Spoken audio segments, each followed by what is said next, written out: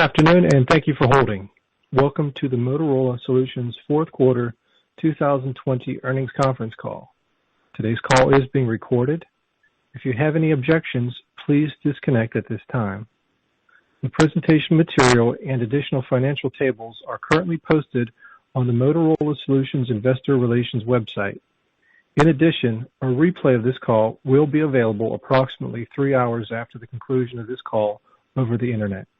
The website address is www.motorolasolutions.com/investor.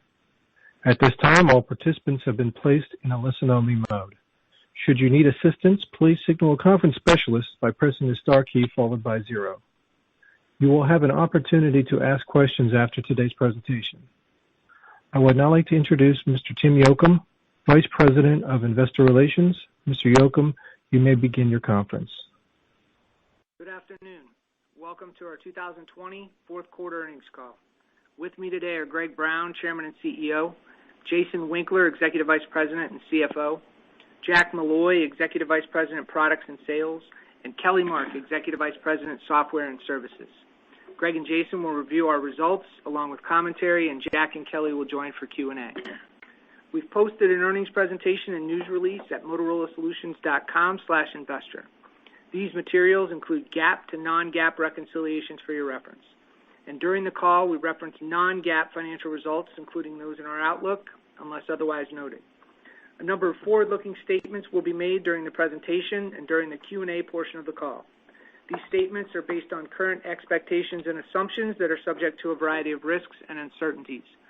Actual results could differ materially from these forward-looking statements.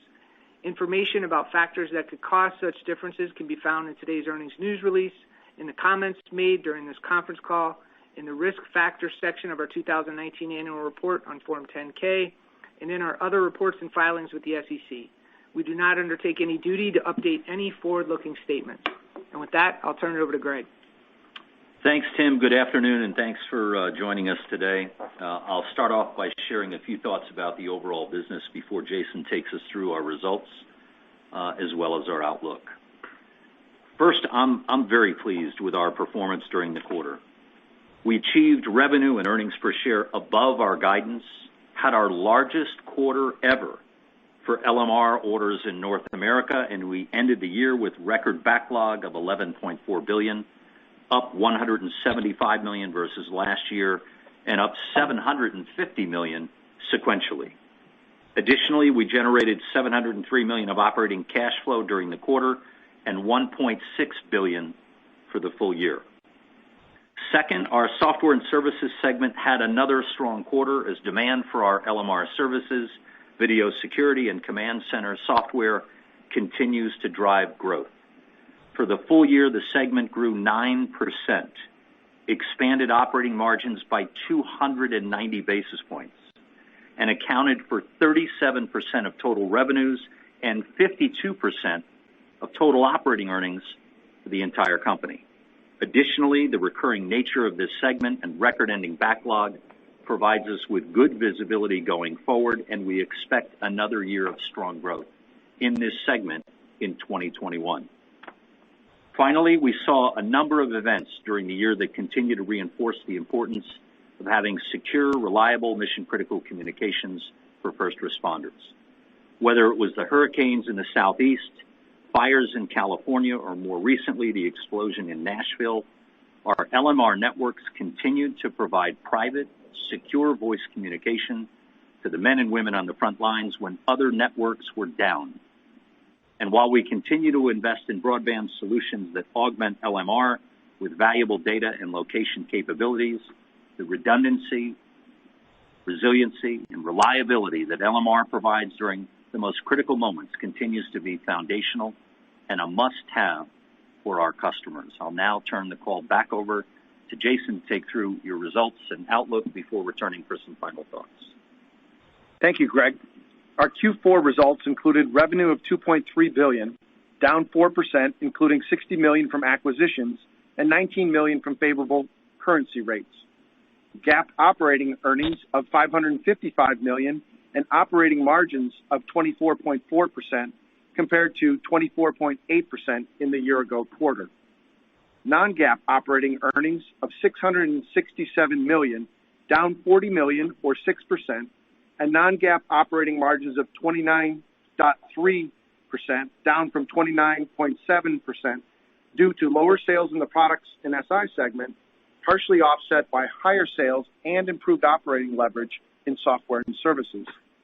GAAP earnings per share of $2.37 compared to $1.39 in the year-ago quarter.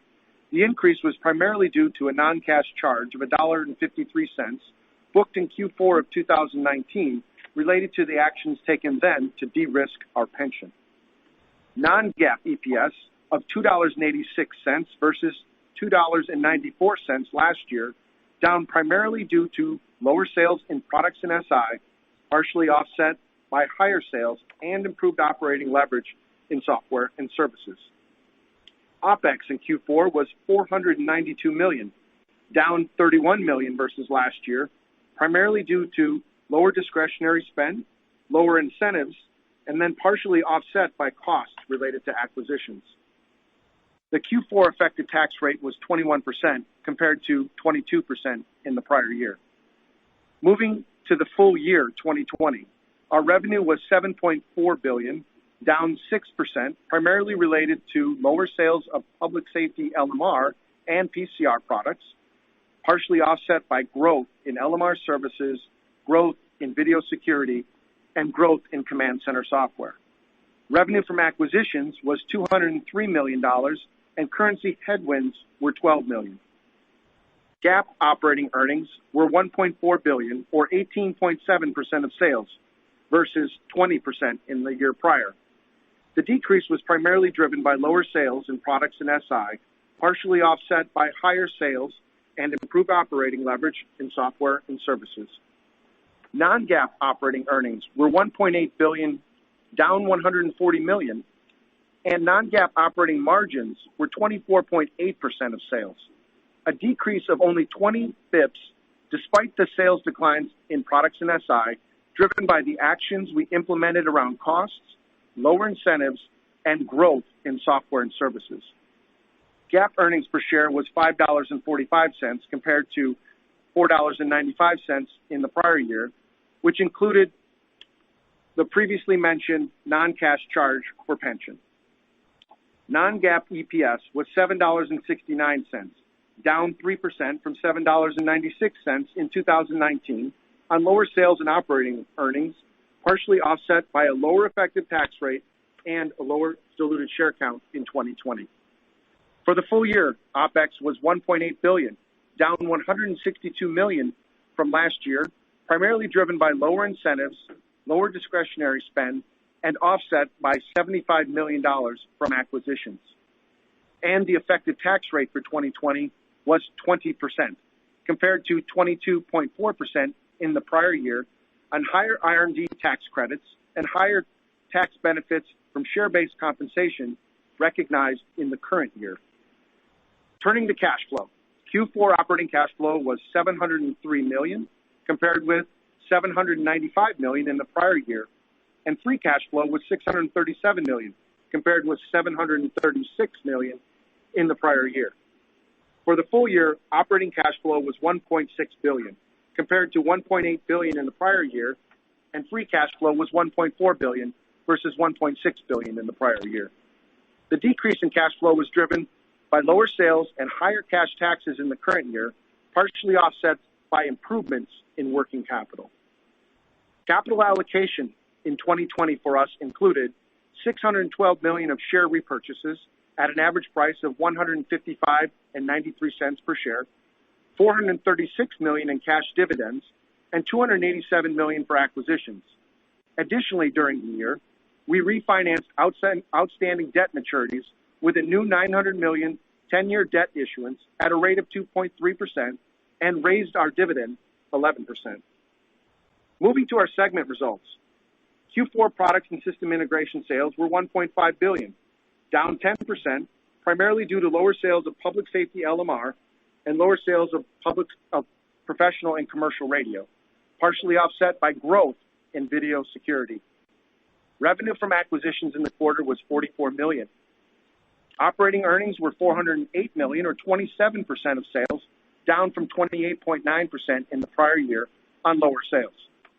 Some notable Q4 wins and achievements in this segment include $122 million P25 order for Nassau County, New York, a $61 million P25 order for state of New Jersey, over $50 million of P25 orders from several large North America utilities customers, a $26 million P25 order from Morris County, New Jersey, and a $20 million Tetra order in the UK.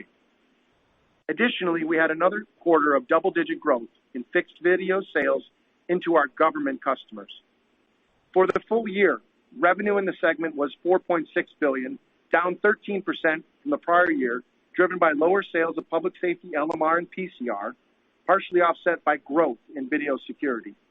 Revenue from acquisitions was $119 million. Operating earnings were $880 million, or 19% of sales, down from 22% in the prior year on lower sales, partially offset by lower operating expenses. Moving next to our software and services segment. Q4 revenue was $763 million, up 8% from last year, driven by growth in LMR services, growth in video security, and growth in command center software. Revenue from acquisitions in the quarter was $16 million. Operating earnings were $259 million, or 33.9% of sales, up 220 basis points from last year, driven by higher sales and improved operating leverage. Some notable Q4 wins in this segment include a $100 million P25 managed services contract with the state of Tasmania, Australia, a $79 million Tetra managed services contract extension in Europe, a $30 million P25 multi-year service contract with the Minnesota DOT, a $29 million P25 multi-year service contract with Austin, Texas, and finally an $11 million award for a command center software contract in Norway. For the full year, revenue was $2.8 billion, up 9% on growth in LMR services, growth in video security, and growth in command center software. Revenue from acquisitions was $84 million. Operating earnings in 2020 were $955 million, or 34.3% of sales, up 290 basis points versus the prior year, driven by higher sales and improved operating leverage. Looking next at our regional results. North America Q4 revenue was $1.6 billion, down 4% on declines in public safety LMR and PCR, partially offset by growth in LMR services, video security, and command center software. For the full year, North America revenue was $5.2 billion, down 5% with declines in public safety LMR and PCR, partially offset by growth in LMR services, video security, and command center software. International Q4 revenue was $725 million, down 6% due to declines in public safety LMR and PCR, partially offset by growth in video security and LMR services. Revenues declined in Latin America and Asia-Pac, while EMEA was up 2%. And for the full year, international revenue was $2.4 billion, down 8% on declines in public safety LMR and PCR, partially offset by growth in video security, command center software, and LMR services. Revenue declined for the year in Latin America and Asia-Pac, while EMEA was flat year over year. Moving to backlog. Our ending backlog was a record $11.4 billion, up $175 million compared to last year. Sequentially, backlog was up $753 million, driven by record LMR orders in North America during the fourth quarter. Software and services backlog was up $213 million compared to last year, driven by multi-year agreements in North America, partially offset by revenue recognition for Airwave. Sequentially, backlog was up $518 million, with growth in both regions. Products and SI backlog was down $38 million compared to last year, driven by delays in sales engagements during the year related to COVID-19. Sequentially, backlog was up $236 million in products and SI, driven by record LMR orders in North America during the fourth quarter. Turning next to our outlook. We expect Q1 sales to be up between 5.5% and 6%, with non-GAAP earnings per share between $1.58 and $1.64. This assumes FX at current spot rates, a share count of approximately 174 million shares, and an effective tax rate of approximately 19%. And for the full year, we expect sales to be up between 7.25 and 8%, with mid-single-digit growth in products in SI and low double-digit growth in software and services. And we expect full-year non-GAAP EPS between $8.50 and $8.62 per share. This assumes FX at current spot rates and a share count of approximately 174 million shares and an effective tax rate of 22.5 to 23%. We expect full-year operating cash flow of approximately $1.8 billion, which includes an unfavorable year-over-year impact of approximately $125 million related to higher cash taxes. And we expect full-year OPEX to be approximately $1.9 billion, which includes a year-over-year increase of $75 million related to higher incentives as we plan for growth, and $60 million related to acquisitions closed in 2020, offset by further cost reductions. Finally, I'd like to highlight that we are updating our reporting to incorporate an enhanced disclosure around our three major technologies across both segments.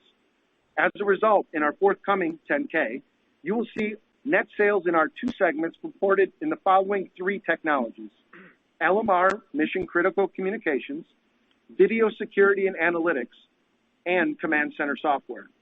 We have provided a supplemental slide in the back of our earnings presentation representing this view for the previous 3 years, and on an ongoing basis, we will incorporate this into our quarterly reporting. I would now like to turn the call back over to Greg. Thanks, Jason, and I thought I would end with a few thoughts on the business. First, I want to take a minute to talk about the substantial progress we're making in video security. 3 years ago, we began our investment in video security with our acquisition of Avigilon. Since that time, we've added acquisitions that leverage our scale across our portfolio in AI-powered analytics, NDAA-compliant manufacturing, and go-to-market coverage. As a result, we expect to generate over $1 billion in annual revenue this year across our portfolio of video security technologies. This includes our fixed end-to-end video security and access control solutions embedded with advanced analytics, and mobile video, which includes purpose-built body-worn and in-car video solutions that are integrated with back-end evidence management software. Additionally, this quarter, we began shipping cameras from our new global NDAA-compliant video manufacturing facility in Richardson, Texas. In fixed video, we launched Avigilon Cloud Services last year to connect customers to cloud-based analytics, system management, and continuous updates. As customers embrace analytics that convert video into data and the scalability of the cloud to run their operations, we expect this to be a growth driver for the business. And in mobile video this quarter, we'll begin deploying customers on Command Central Evidence, which is our next-generation digital evidence management platform and a fully integrated component of our Premier One cloud suite that includes CAD, mobile, and record solutions available on the secure Azure government cloud. Currently, we have thousands of customers using either our digital evidence management system or Command Center software, and we believe the intersection of our installed base in mobile video and the Command Center positions us well for continued growth. Second, the investments we're making to integrate video security, Command Center software, and LMR continue. This past summer, we launched Safety Reimagined, focusing the integration of our products into one unified ecosystem, helping our customers be more efficient and proactive in their security and safety operations. We're redefining the ease with which our AI-enabled solutions adapt to the needs of our customers by removing system silos, simplifying management, and automating workflows for the effective detection, analysis, communication, and response to incidents. Imagine a scenario where an unusual activity is detected by our Avigilon camera. All security guards with Motorola radios in the vicinity are notified, and a case is automatically and seamlessly opened in the incident management system. Simultaneously, live video streams from the relevant cameras are automatically pumped into the Vigilant Control Center, and an operator is able to verify the presence of a suspicious package by leveraging our appearance search feature. This intuitive, easily customizable interaction between technologies is enabled by our new cloud-based business workflow automation software, Orchestrate, which we launched just this past week. Finally, as we close out literally a year like no other, I want to take a moment to reflect on everything we accomplished as a company.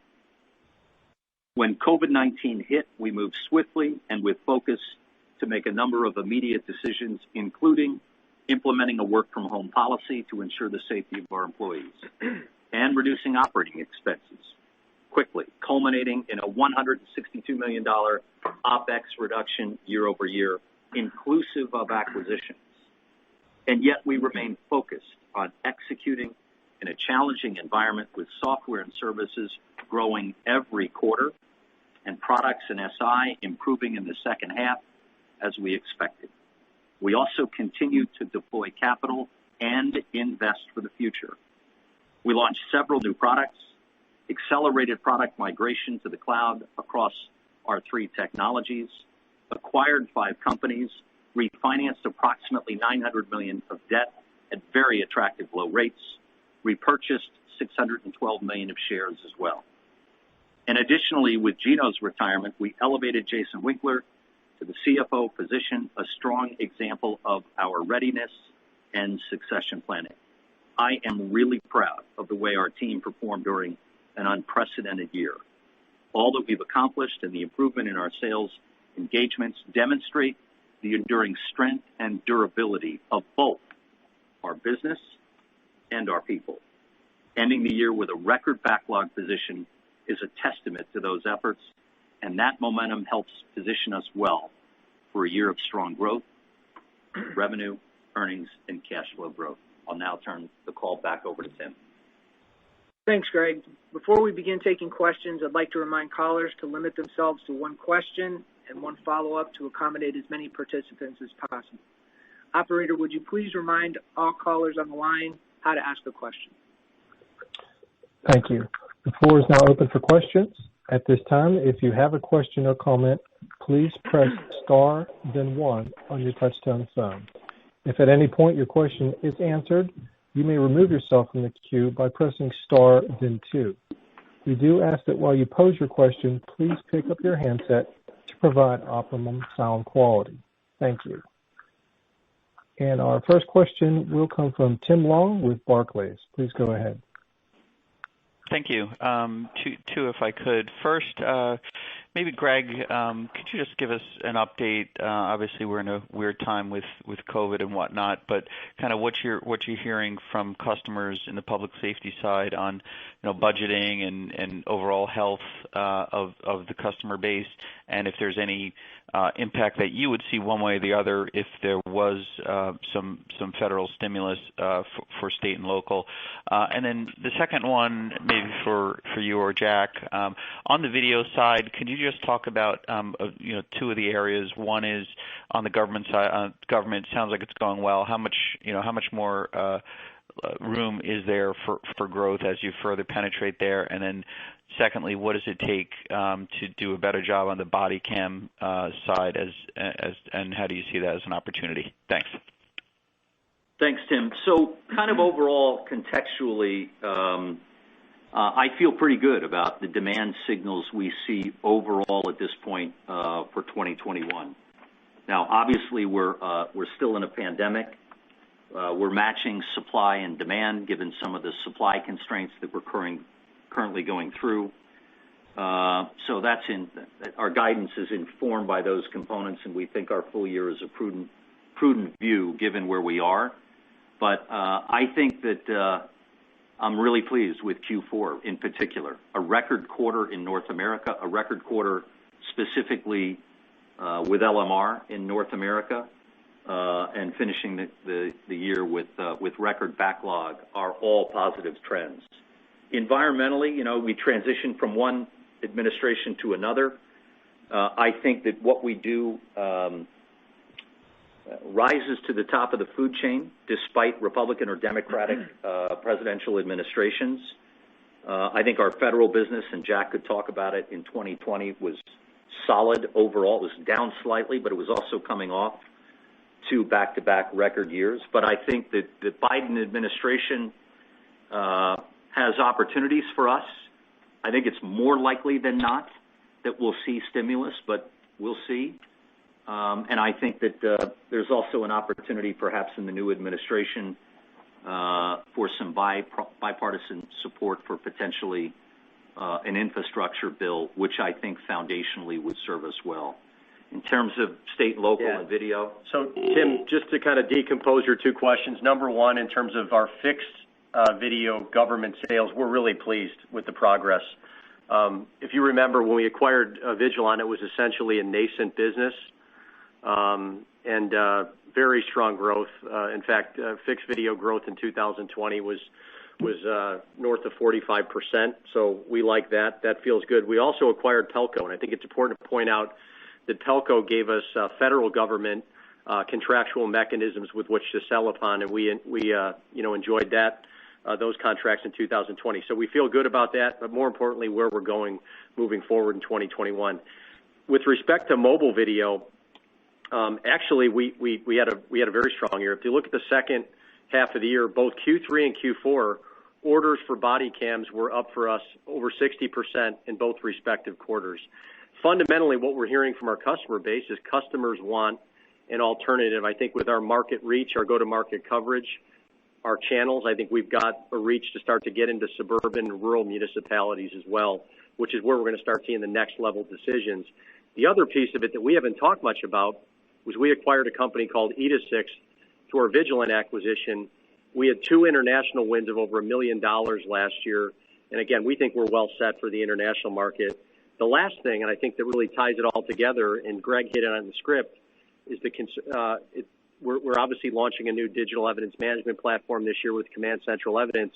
We've got a differentiator in that our body-worn and how mobile video flows ties into our full workflow with CAD, mobile records, and our obviously digital evidence management. So we think we're excited. We think we're well poised for the body-worn space as well. Okay, thank you, guys. Thanks, Tim.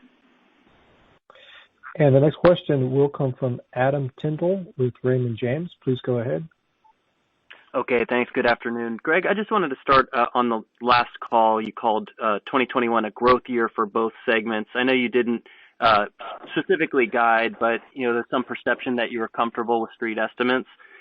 You have strong backlog. I think currency moved your direction, but now today guiding below street estimates.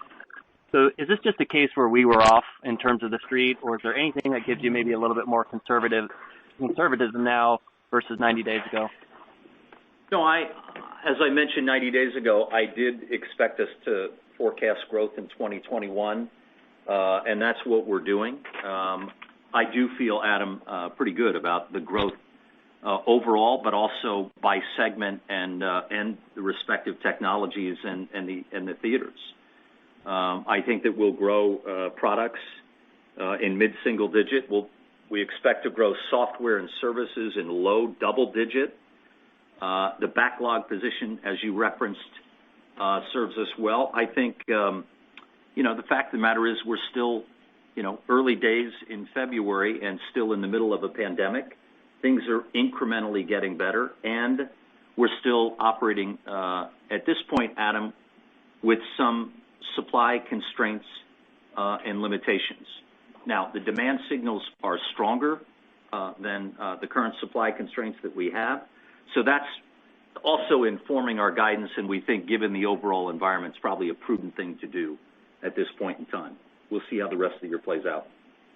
Okay, that's helpful.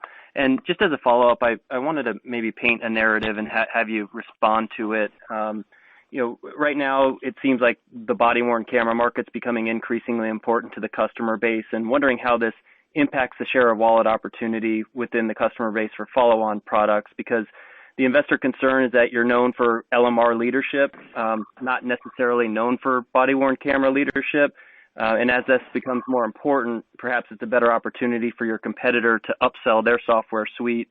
So I think you kind of understand the narrative there. I'd just be curious your comments on that and how you would potentially debunk that. No, I mean, look, I think the body-worn video area is a great opportunity. I think historically it's been served by one provider.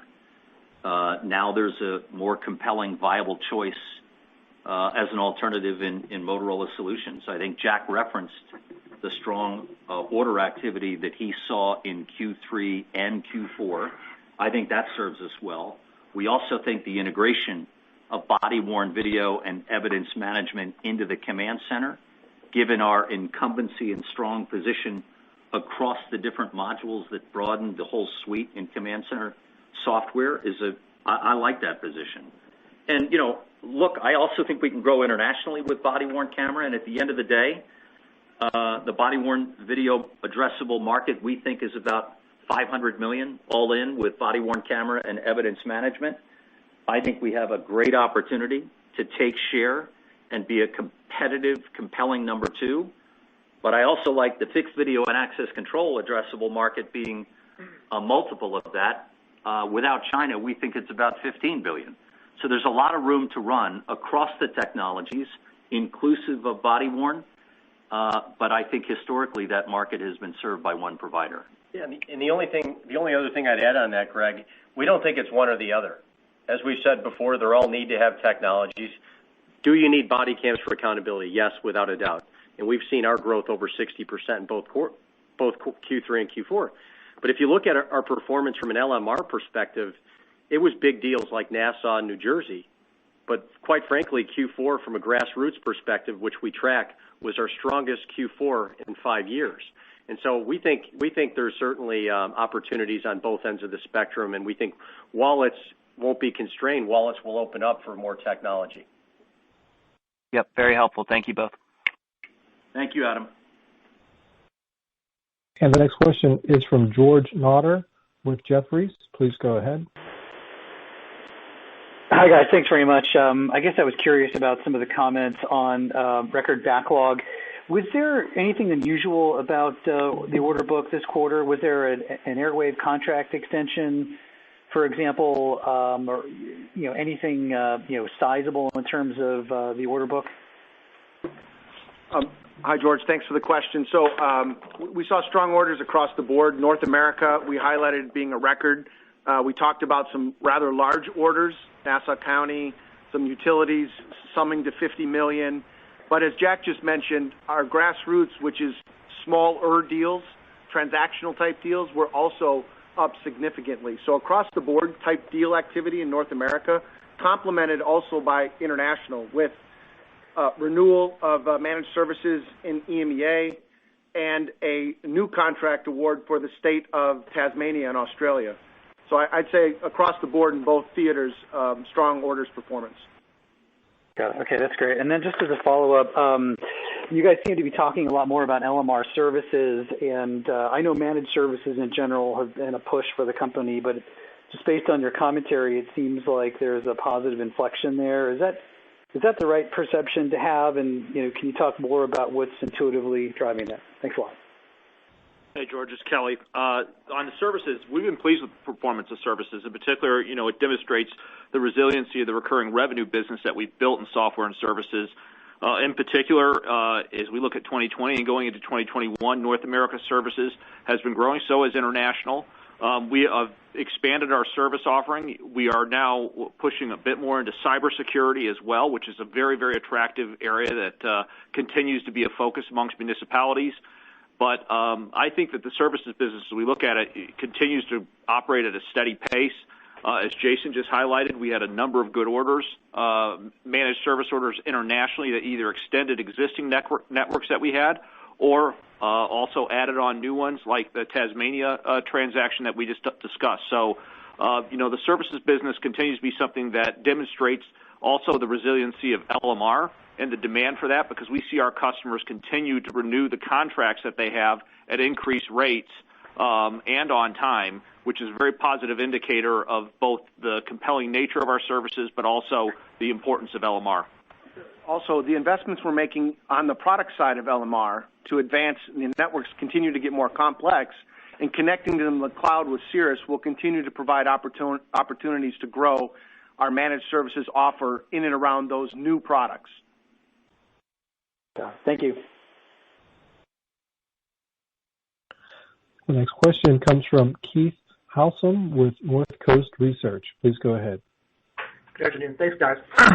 Just dissecting the larger orders that came in the fourth quarter again, perhaps you can provide a little more color if you can in terms of, what's the primary driver that you're seeing from your customers? Is it really the large guys versus small guys? Is it new offerings that are allowing the contracts at a higher price?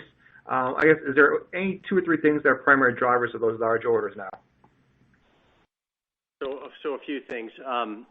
As you can imagine, part of this was I would say our engagement with customers, particularly in Q2, was slightly impaired. So we saw, obviously, the velocity of those engagements improve in the second half.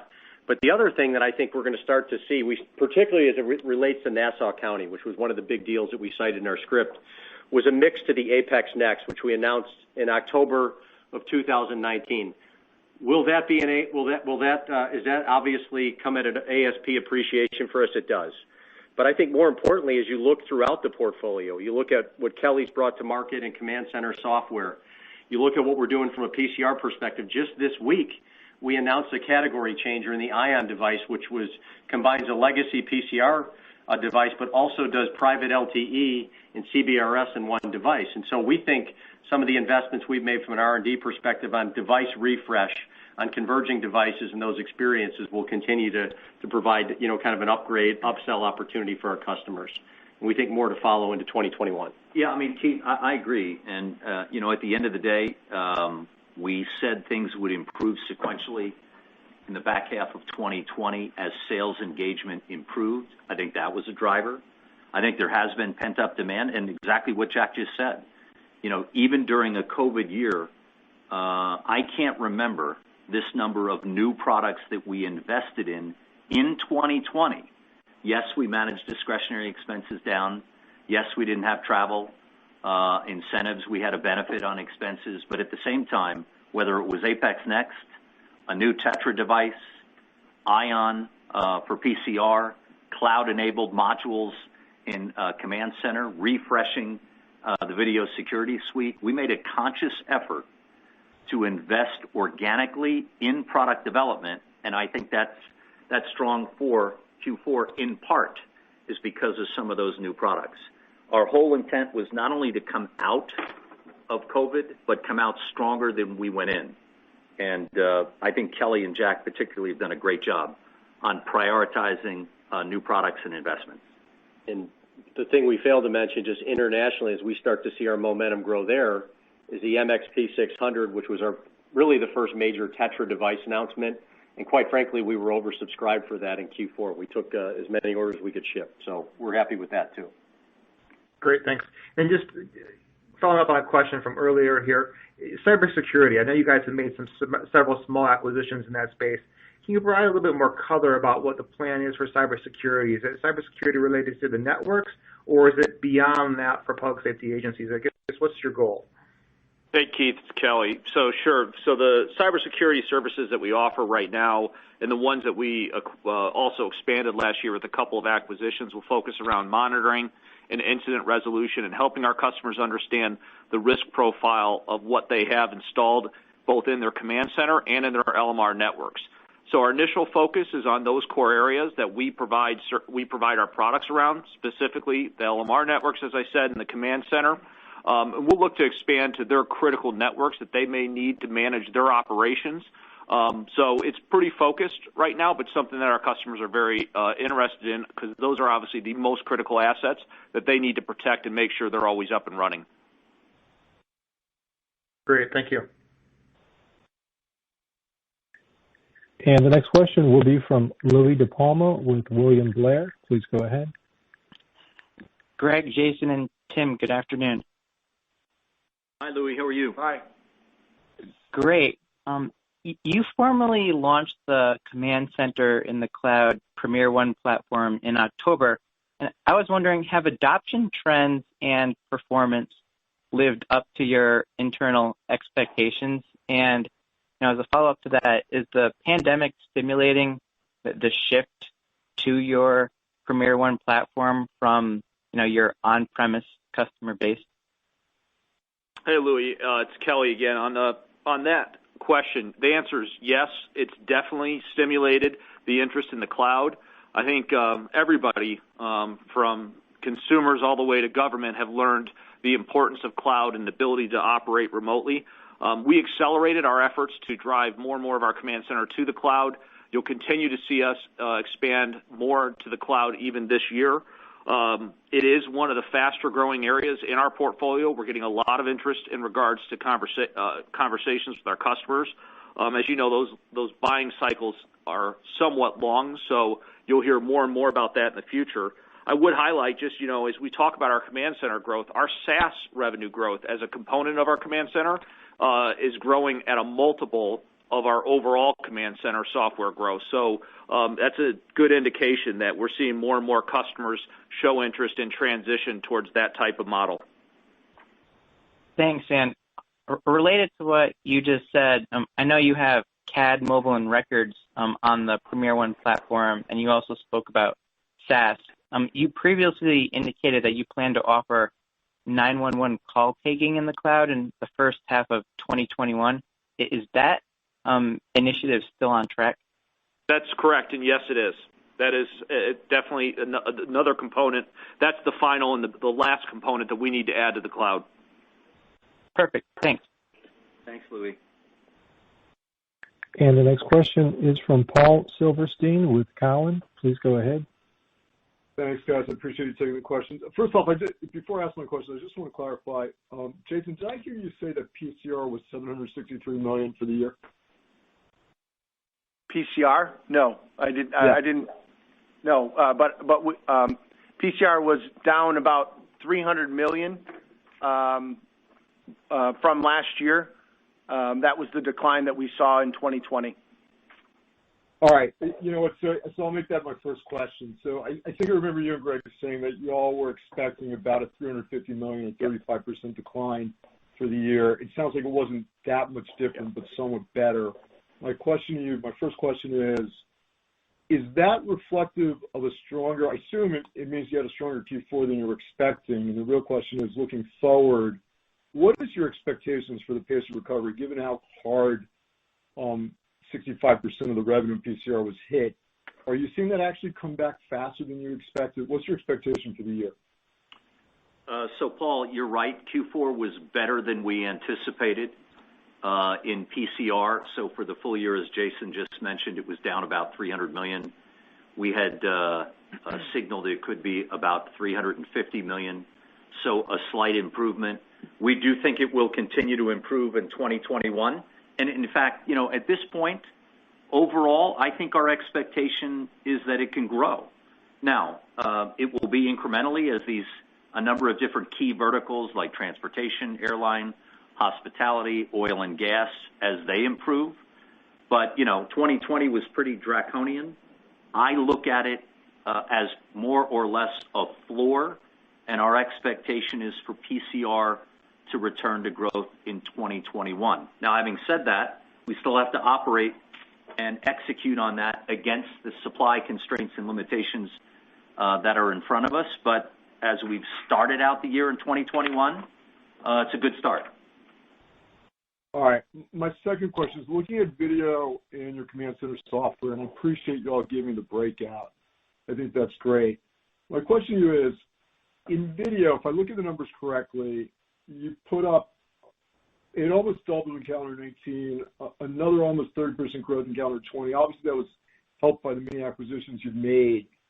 And then in command center software, you had about 30% year-over-year growth in calendar 19, albeit less than 10% growth in calendar 20, I assume impacted by the pandemic.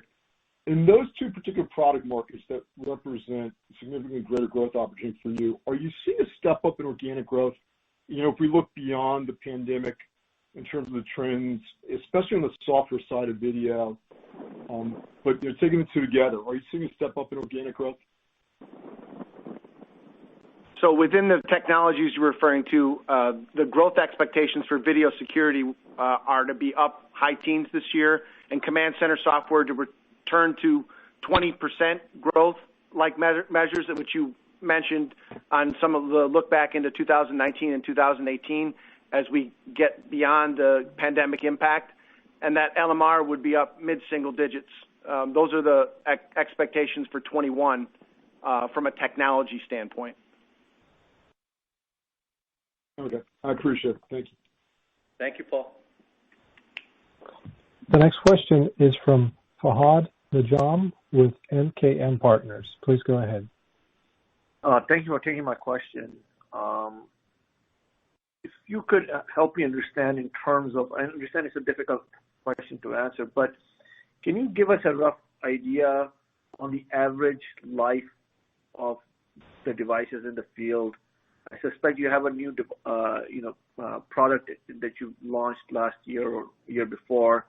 So maybe you can give us some indication as to when we can expect to see some meaningful upside from a device refresh perspective.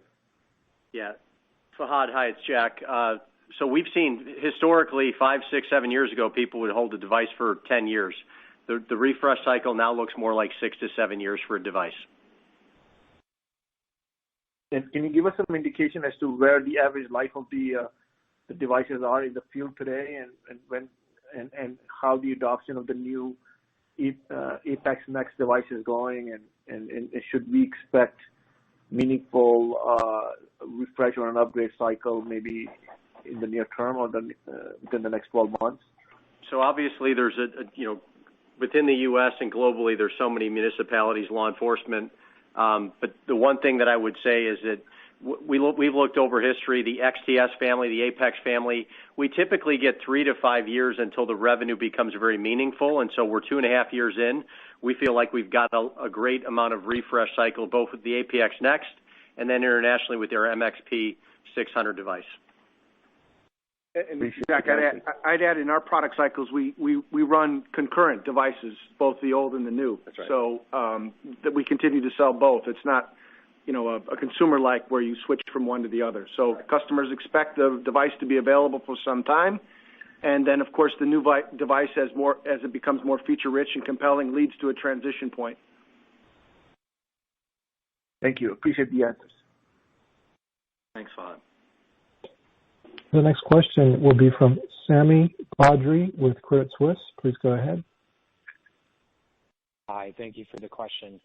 So I kind of just wanted to cover something that I don't think has been touched on this conference call or in the prepared remarks. It's referring to the Hytera litigation. We did get an update in January of 2021.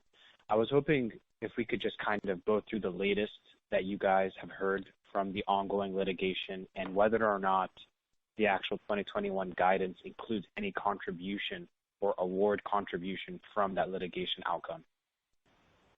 Yes, so Sammy, the guidance for full year 2021 does not contemplate any award or anticipated monetary settlement. What I would say is, our engagement and pursuit legally of Hytera is unwavering and relentless. The court recently kind of recalculated the compensatory and punitive judgment to a number that's, I think it's $544 million, is the recalculated federal court award. But, it doesn't change the fact that Hytera stole. They stole trade secrets. They infringed. And they infringed on copyright source code. So that's unchanged. And having said that, we expect the current damages award, again, I think it's 544.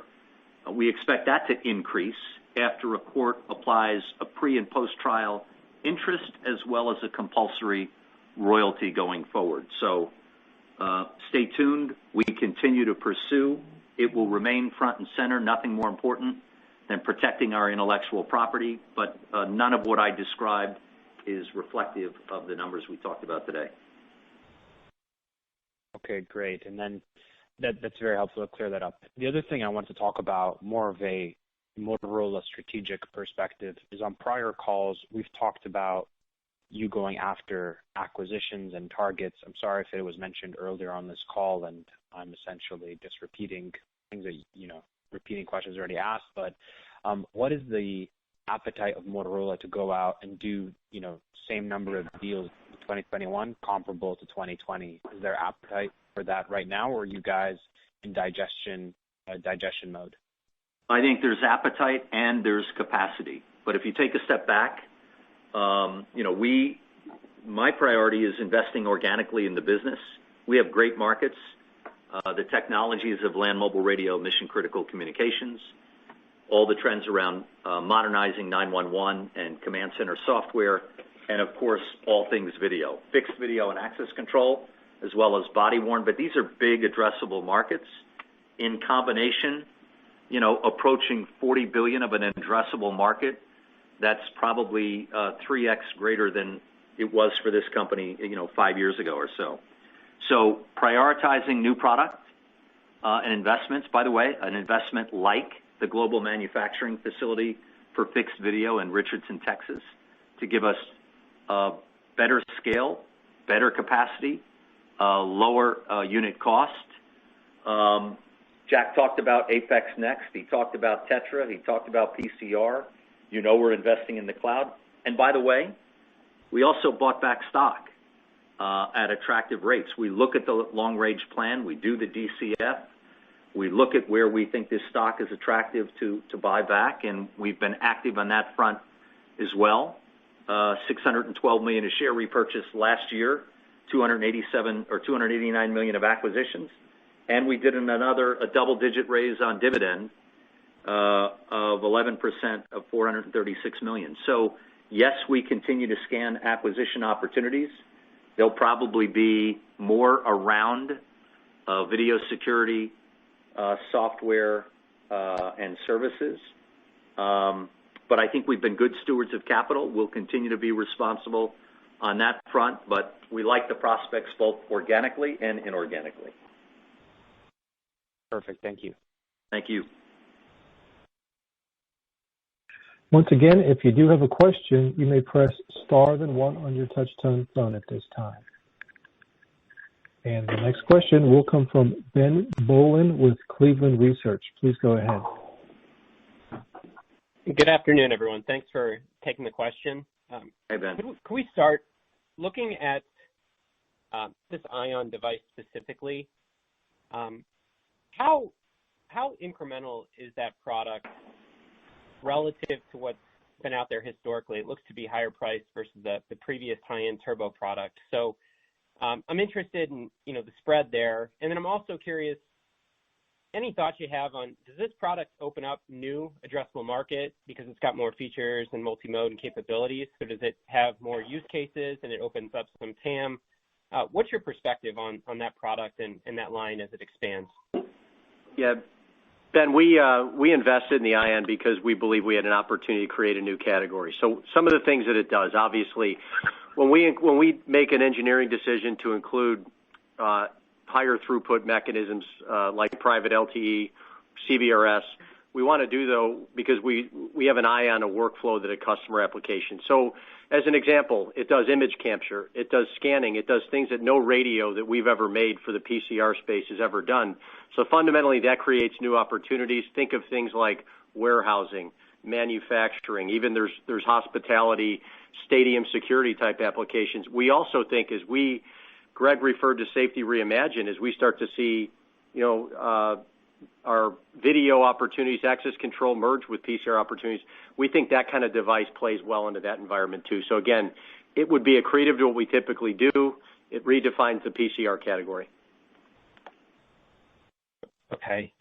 And then my second question, just stepping back, Greg, when I look across the portfolio, you're really the only vendor who, touches radio, surveillance, command center with the breadth and the scope.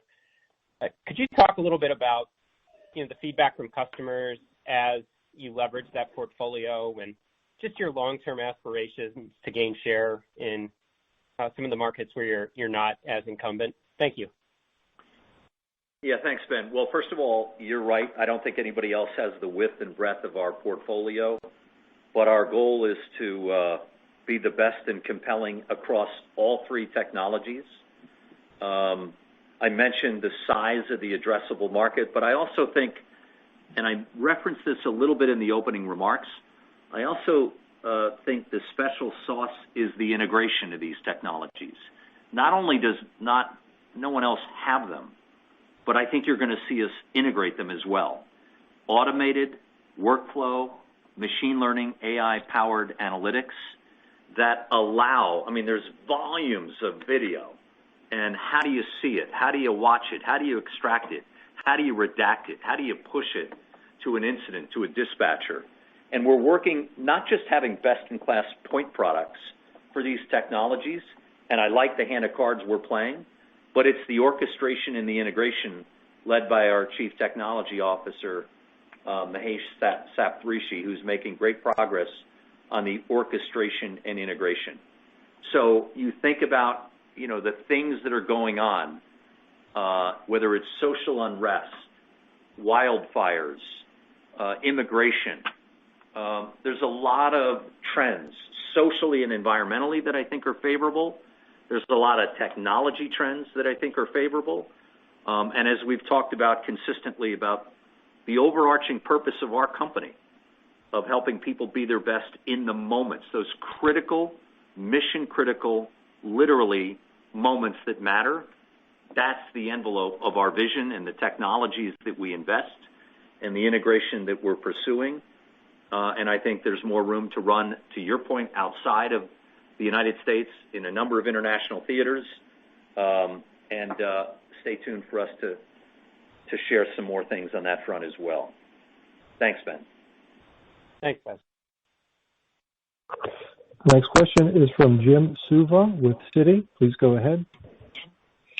Thank you, and congratulations, and it's very encouraging, the backlog bookings outlook.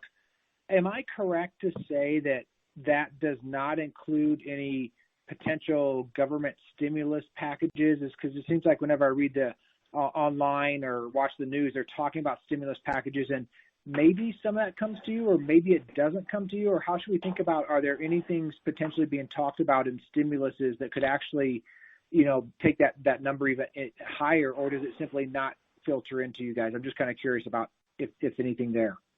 Yeah, Jim, I would say, remember, I think that engagement's improved, new products getting traction, pent-up demand, and we did have some benefit of CARES Act money, about $150 million in 2020, but also CARES funding is now extended through December of 2021. So there's a good level of continuity there. But you're right. I don't think, as we describe the business and look at the visibility in terms of current demand signals, potential stimulus, potential infrastructure bills, some things from Washington probably would be further enabling in some of the growth that we're expecting. The only other thing, Jim, that I'd piggyback on to what Greg said is that obviously the education space appears to be a place that there's going to be funding directed at and prioritized. What's really lost in the shuffle and lost in the noise of, I think, a pretty solid print in Q4 was what we've done with connected learning with our CBRS investment. We did close to $10 million in 2020 with some pretty major cities. Those projects are a little bit like a snowball. They'll continue to grow. They'll also pull through video opportunities and access control opportunities. So, we think there could be some potential in that in the education space as well. That's what I thought. And thank you, and congratulations to you and your team for a strong 2020 and outlook for 21. Thank you. Thanks, Jim. This concludes our question and answer session. I will turn the floor back over to Mr. Tim Yocum, Vice President of Investor Relations, for any additional or closing remarks. No further comments. Thanks for joining us today. And thank you. Ladies and gentlemen, this does conclude today's teleconference. A replay of this call will be available over the internet in approximately 3 hours.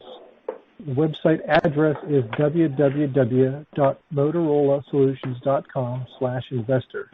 We thank you for participating today and ask that you please disconnect your lines at this time. Thank you.